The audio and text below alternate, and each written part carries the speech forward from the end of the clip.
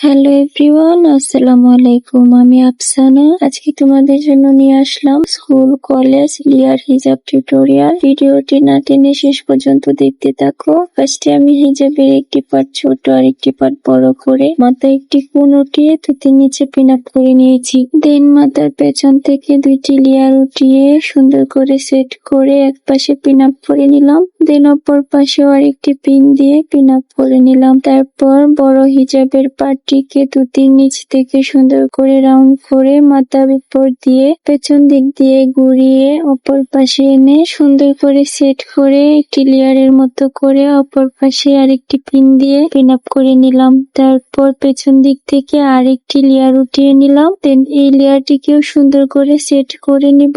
তারপর দুই পাশে দুইটি পিন দিয়ে পিন আপ করে নেব।